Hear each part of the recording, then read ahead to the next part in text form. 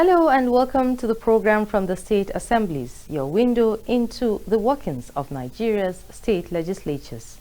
On this episode, Ogun Assembly engages commissioners on 2026 budget outlook, seeks stronger collaboration.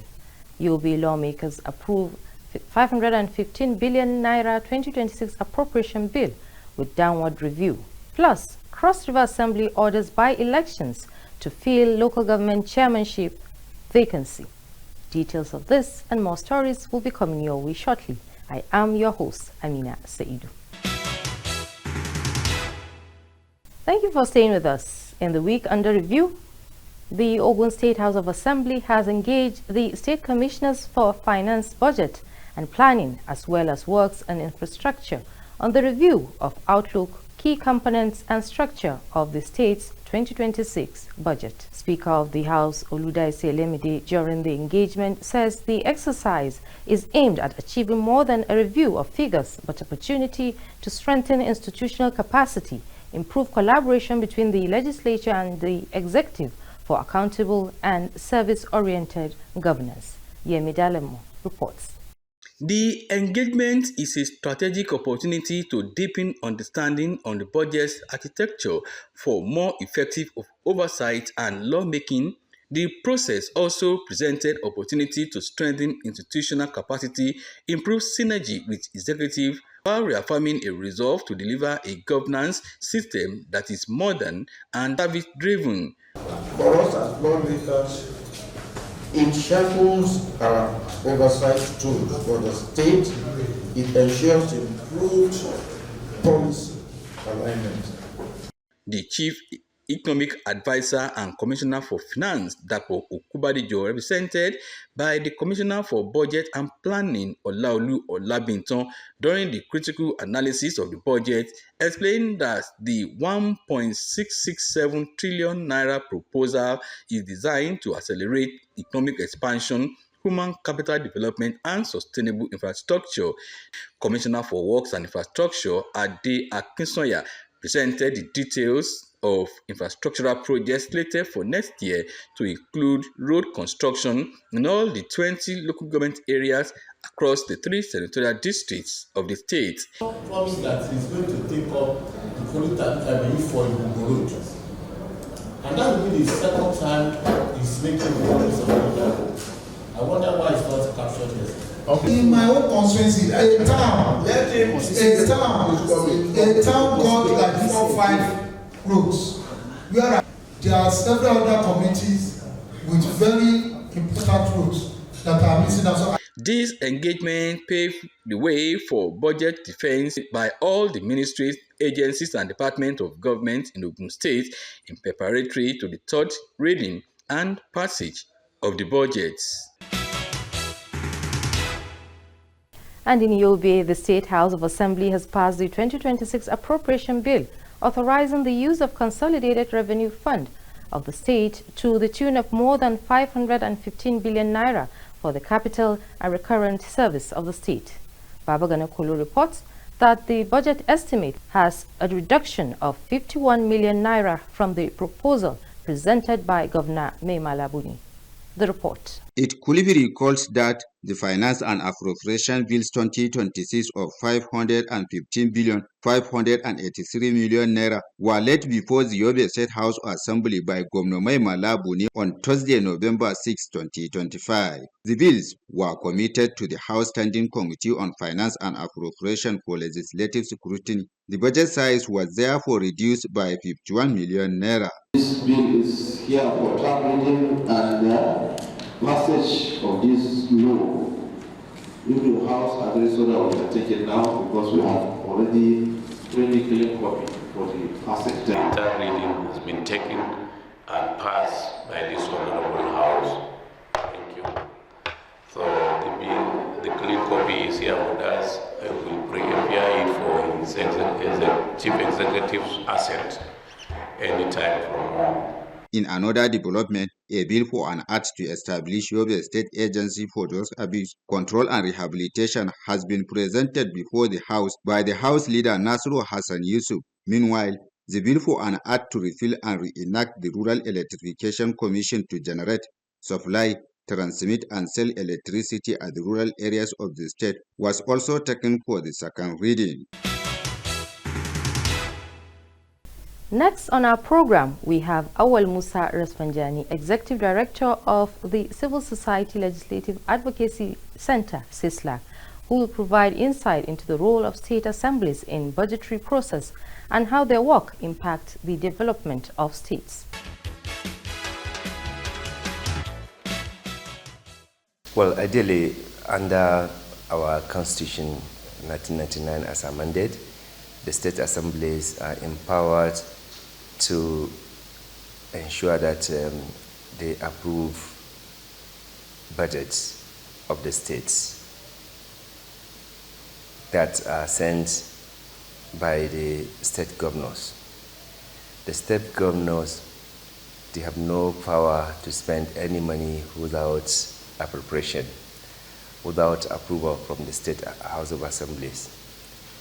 It is absolutely necessary to know that the Constitution and the legislative practices empowers state assemblies to scrutinize, to carry out effective oversight of the budget by ensuring that the budget they pass and assented by the governor is properly implemented. They do this through their oversight, through the reviews of various financial laws that we have, including the fiscal responsibility for some of those states that they have fiscal responsibility law in place.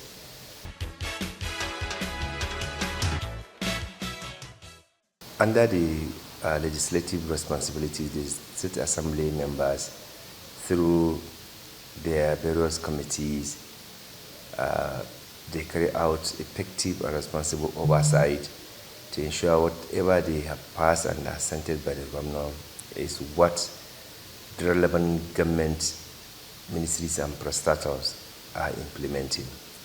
Secondly, through their oversight, they will be able to ensure that there's no diversion, there's no waste, there's no also duplication of public taxpayers' money. So they do this through the fiscal oversight, through also review of the various financial laws in the states.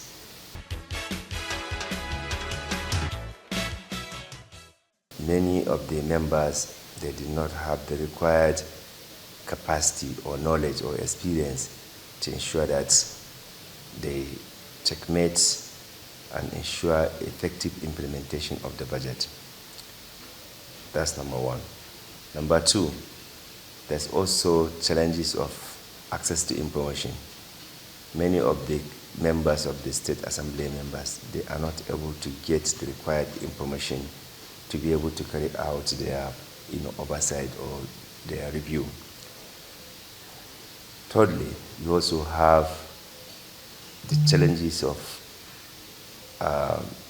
overbearing by the governor.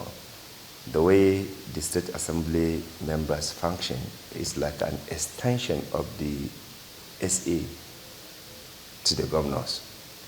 They are not able in many instances assert themselves, ensure that the function, the duties, the responsibility assigned to them by the Constitution, they follow it, because the governors sometimes they are very, very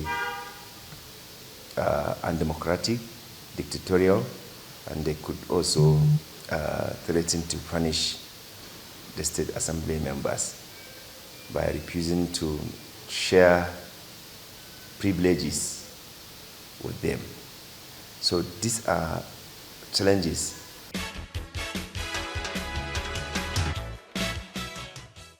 The Constitution empowers the state assembly members to play a key important role in terms of coming up with policies and programs, particularly legal frameworks that can ensure the state has the required laws to be able to ensure economic sustainability in the state.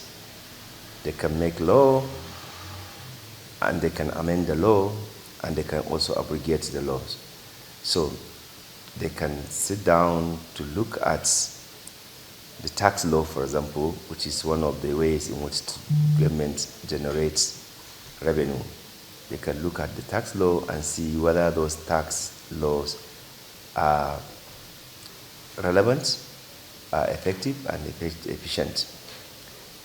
They can also look at coming up with laws that can enhance economic diversification, economic development in the states. They can also come up with a law that will ensure ease of doing business. Some states, they are doing very well in terms of economic development, but with less openness, less transparency. And if you really want to ensure economic development in the state, you need to make sure that there's a transparency and accountability. Thank you for your contribution. Moving on, the Cross River State House of Assembly has directed the State Independent Electoral Commission to conduct by-election in order to fill the vacancy of the Chairman Bekwara Local Government Council, Teresa Ushi, who was removed from office on allegations of misconduct and abuse of power, among others. Udwa Etin has more. The removal of the suspended chairman of Bekwara Local Government Council, Teresa Ushi, followed a report of investigation into allegations leveled against her, which include misconduct, corruption, abuse of power, arbitrary stoppage of councillors' salaries, and running the council like a sole administrator.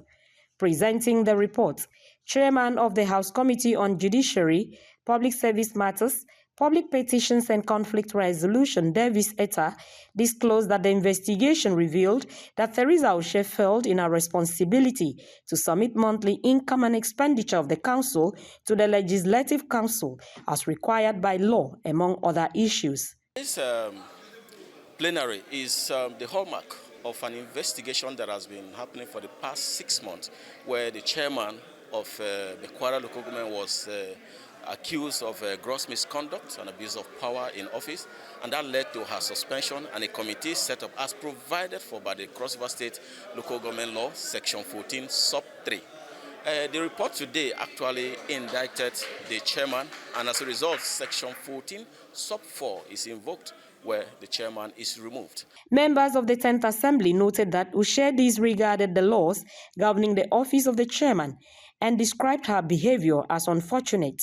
For the Speaker, Cross River State House of Assembly, Elvet Ayambem, the removal of the chairman is to restore transparency and accountability in local government administration. Proper motion have been moved adopting the resolution of this House. So I hereby put a question across to members that haven't ascertained the requisite number of members in affirmation of the removal of the chairman of Bekwara. Those in support should say aye, and those against nay. Those in support? Aye. Those against? The ayes have it. The chairman of Bekwara Local Government Council is hereby removed and election ordered to be conducted in 30 days. The State House of Assembly directed the Cross River State Independent Electoral Commission to conduct by-election within 30 days from the date of her removal to fill the vacancy. Now, following the 3-month suspension imposed on the Lafia Local Government Chairman Muhammad Arabu by the Nasarawa State House of Assembly, the incident has taken another dimension through constitutional means as the chairman has been reinstated into office. Adams Abdul Qadir completes the report. It will be recalled that Nasarawa State House of Assembly on the 9th of December 2025 recommended 3 months suspension for the Lafia Executive Local Government Chairman Muhammad Arabu following the motion observed by the lawmaker representing Doma South State constituency under the matter of public importance, Ibrahim Musa Abubakar, on the allegation that Muhammad Arabu acted illegally by suspending Speaker of Lafia Local Government Legislative Arm, and that the action contravened the Constitution of the Federal Republic of Nigeria.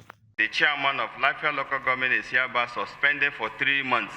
This singular action of State Assembly triggered supporters of the embattled chairman to stage a peaceful protest to the State House of Assembly complex, holding banners with different inscriptions chanting solidarity songs. Following the matter by constitutional means, the Lafia Local Government Council chairman approached the State High Court with the prayers to vacate the suspension by the State Assembly. The State High Court, after careful examination of the matter, reinstated the embattled executive chairman of Lafia Local Government Council, Mohammed Arebu.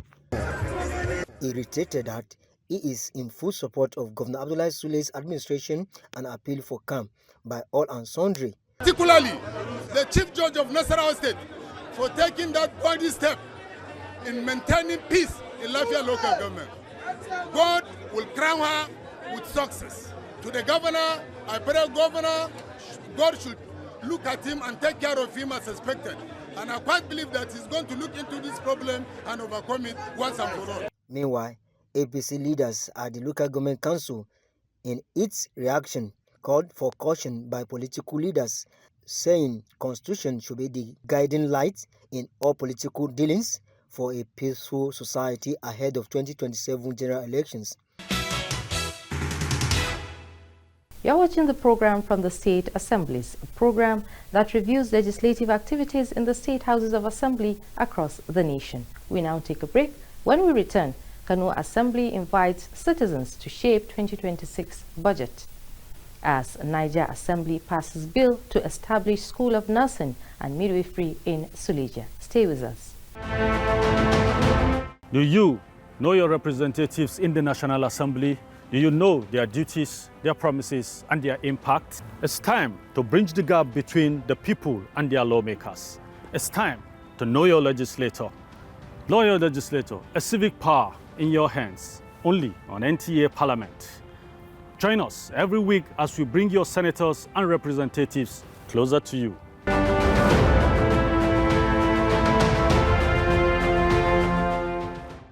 Public participation takes center stage at the Kano State House of Assembly as lawmakers open the floor for citizens and stakeholders to shape the 2026 appropriation bill.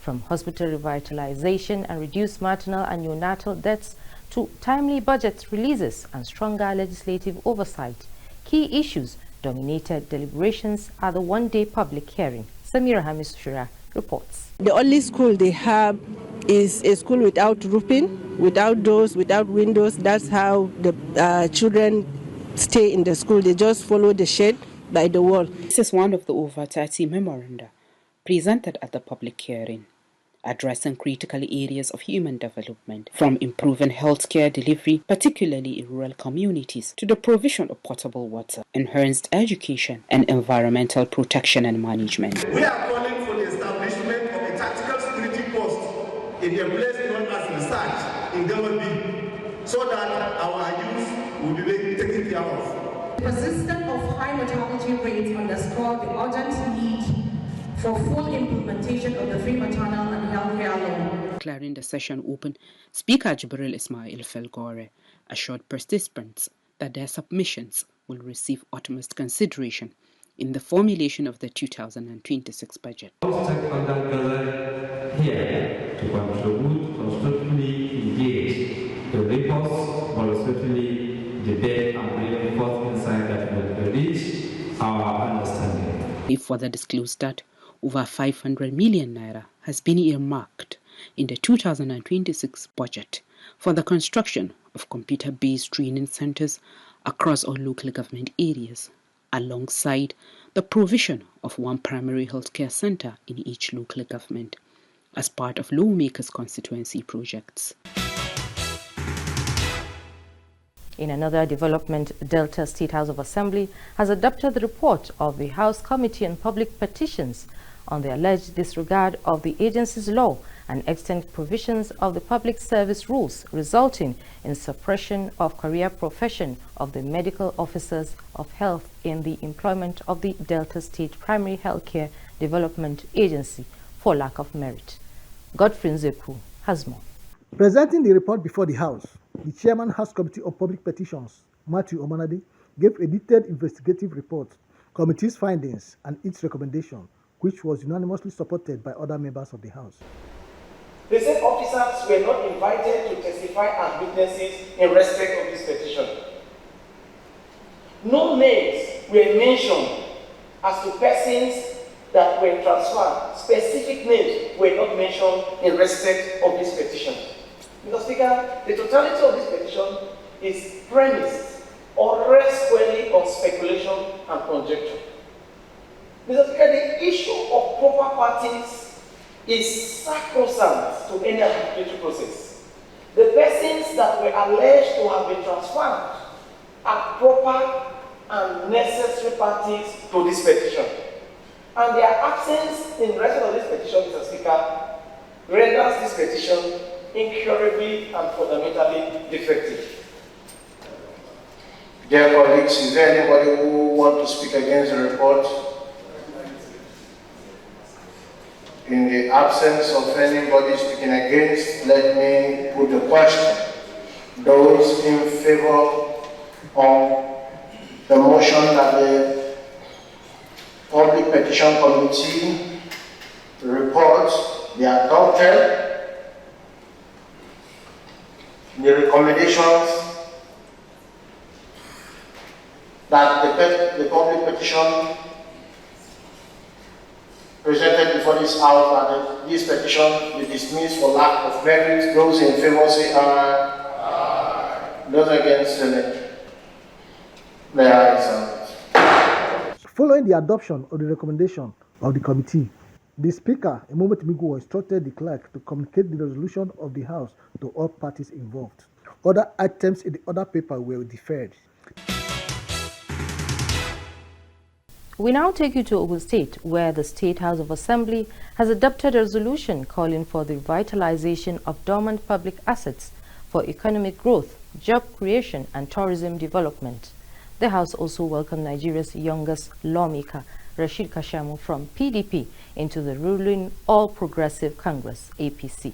Nigeria's youngest lawmaker, Rashid Kashamu, representing Ijebu North 1 state constituency under the People's Democratic Party in Ogun State House of Assembly, has defected from the party into the ruling All Progressive Congress.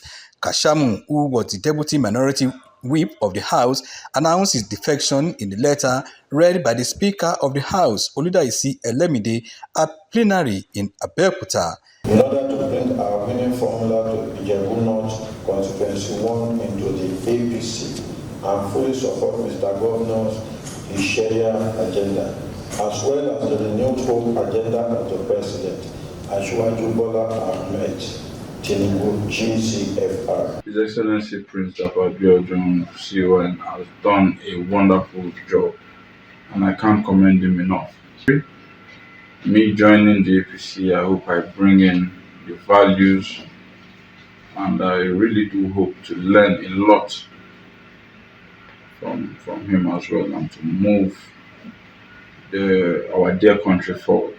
The lawmakers at plenary adopted a resolution calling on the state government to consider the resuscitation, modernization, and commercial revamp of the moribund public infrastructure in Ota as a strategic economic and tourism asset of the state. This follows a motion sponsored by Majority Leader of the House, Yusuf Sherif, which highlighted the economic and strategic importance of reviving the facility.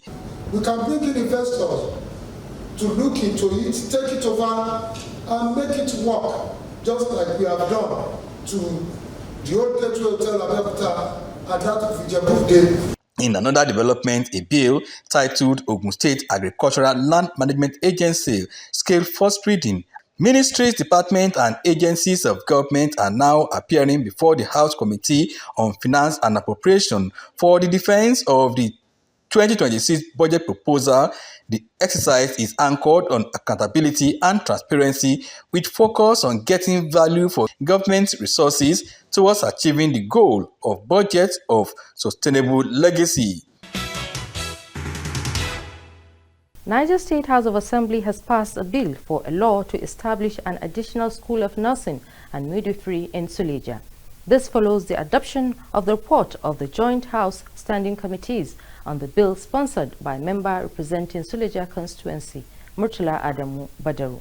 The development followed the presentation of our report by the Joint House Committee on Education, Science, Technology, Health, Nutrition and Primary Health Care, as well as that of Judiciary and Legal Matters, on a private member bill sponsored by Murtala Badaru Suleja for allow to establish Niger State College of Nursing and Midwifery and for other matters connected 2025. The plenary, presided over by the Deputy Speaker Afiniki Yunis Dauda, considered and adopted all the recommendations contained in the report presented by the chairman of the Joint Committee, Mohammed Sani Idris Tafa, which sought to, among other things, strengthen the State College of Nursing and also establish an additional campus of the school in Suleja to ensure more accessibility and inclusiveness. Realizing that you have already in Bida, Kontagora, you have in Mina, is just to provide additional access more so that there is no tertiary institution from that angle, at least we can provide access to the teeming population that is there. The principal objectives of presenting or sponsoring this bill is to create an enabling environment, to create opportunity for our constituents to acquire education in a very good and a conducive atmosphere. That is to say, to bring education very close to them without having any stress or going into a very unconducive process. And then again, to close the gap of having non-professionals within the community.